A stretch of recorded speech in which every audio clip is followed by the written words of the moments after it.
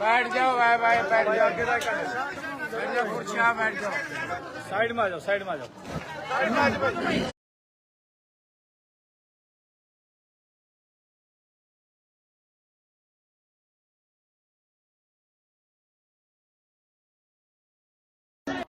आदर और सम्मान किया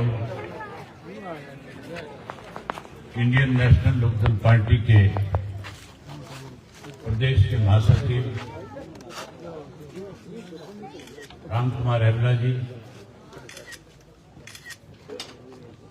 राष्ट्रपति सम्मान से सम्मानित संतोष दहिया जी, इस कार्यक्रम के आयोजक भाई सुखबीर रोड जी, संयम मलिक जी, मंच पे मेरे साथ बैठे हुए अन्य सभी पार्टी के प्रदेश, जिला और हल्का स्तर के नेतागण, बहुत ही मान और सम्मान के योग शांतिनगर के आदरणीय बुजुर्गों, नौजवान साथियों, सम्मान के योग्य माताओं, बहनों, सबसे पहले आपसे माफी चाहूंगा कि समय आपको 7 बजे का दिया था, 2.5 घंटे लेट हो गया। मजबूरी थी, गांव के अंदर कहीं जब प्रोग्राम रख लिया जाता है तो कोई ना कोई कार्यकर्ता अपने घर में चाय का प्रोग्राम रख लेता है, अगर उसके ना जाओ तो निराश होता है, अगर जाओ तो फिर समय लगता है। मेरा तो प्रयास था कि मैं समय के अनुसार आपके बीच में आऊं, लेकिन मजबूरी होगी।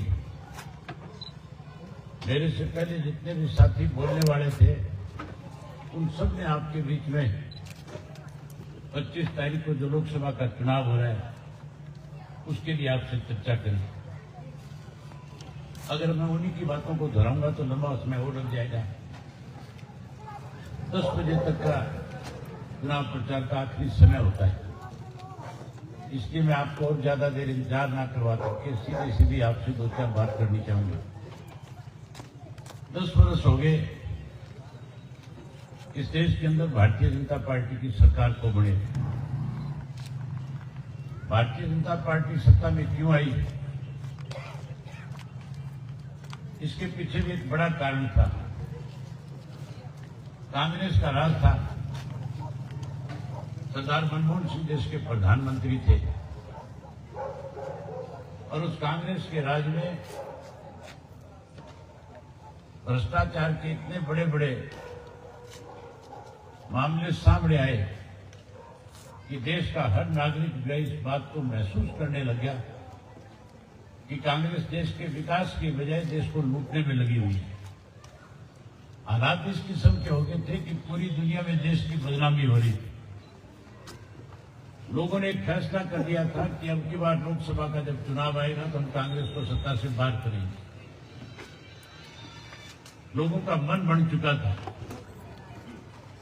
चुनाव आने से पहले भारतीय जनता पार्टी की तरफ से नरेंद्र मोदी जी को प्रधानमंत्री का उम्मीदवार बना दिया गया और मोदी जी ने देश भर में घूम करके लोगों के साथ बहुत बड़े बड़े वायदे किए।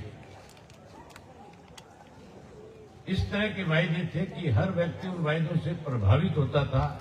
हर आदमी ये मान के चलता था कि मोदी द्वारा किए गए वायदे अगर पूरे कर दिए गए तो देश का हर नागरिक जो है खुशहाल हो जाएगा। साथियों, वायदा किया था मोदी जी ने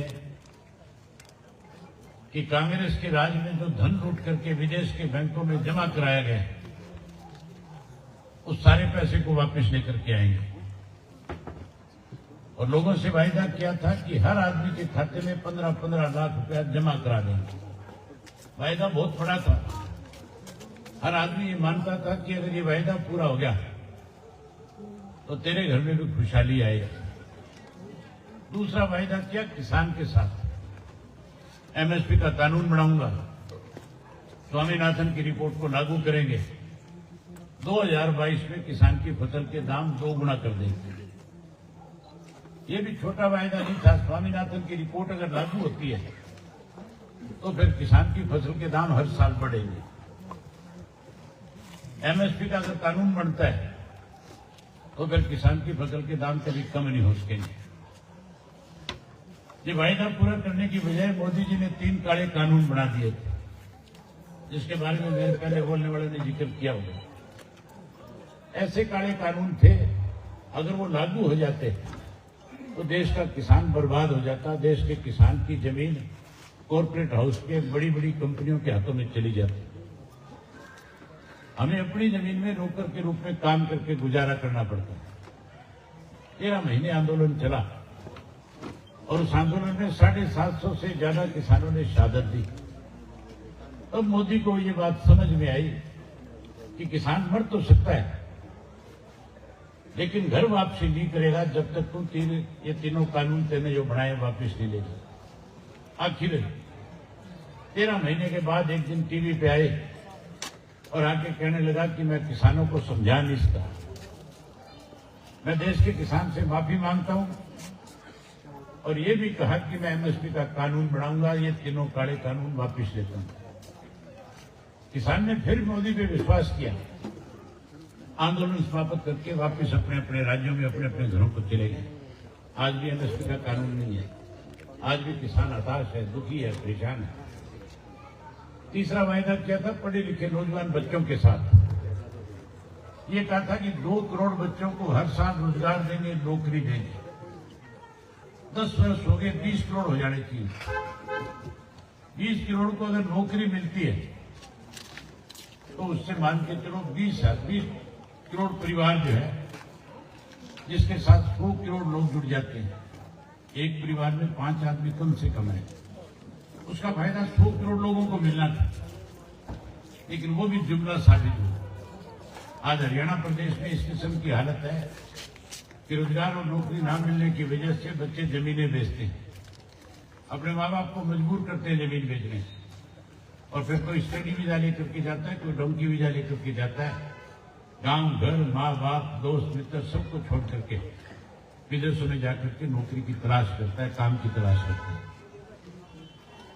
लोग दुखी है। तीसरा जो वायदा था, चौथा जो वायदा था मोदी का कि महंगाई कम करूंगा। महंगाई कम हुई है, पहले से ज्यादा हो गई। आपसे पूछ रहा हूं सबसे, महंगाई कम हुई कि ज्यादा हुई? मेरे ख्याल बैठे बैठे थक गए आप, इसलिए आपकी आवाज भी नहीं निकलती। महंगाई बढ़ गई। मोदी कह रहा था भ्रष्टाचार खत्म कर दूंगा, भ्रष्टाचार कम हुआ तो बढ़ा पहले से। जो आदमी खत्म करने की बात करता था उसने उदाहरण दे दिया कि मैं भ्रष्टाचार को बढ़ावा दूंगा। उदाहरण आपके सामने है। भारतीय जनता पार्टी का जो उम्मीदवार है आज, नवीन जिंदल, 2014 के अंदर नरेंद्र मोदी जी कुरुक्षेत्र में आए थे, और कुरुक्षेत्र की धरती पे जब आए तो मोदी जी ने अपने भाषण में ये बात कही थी कि मैंने तिजोरी में पैसे देखे। मोदी जी ने कहा मैंने तिजोरी में गहने देखे, सोना चांदी देखा।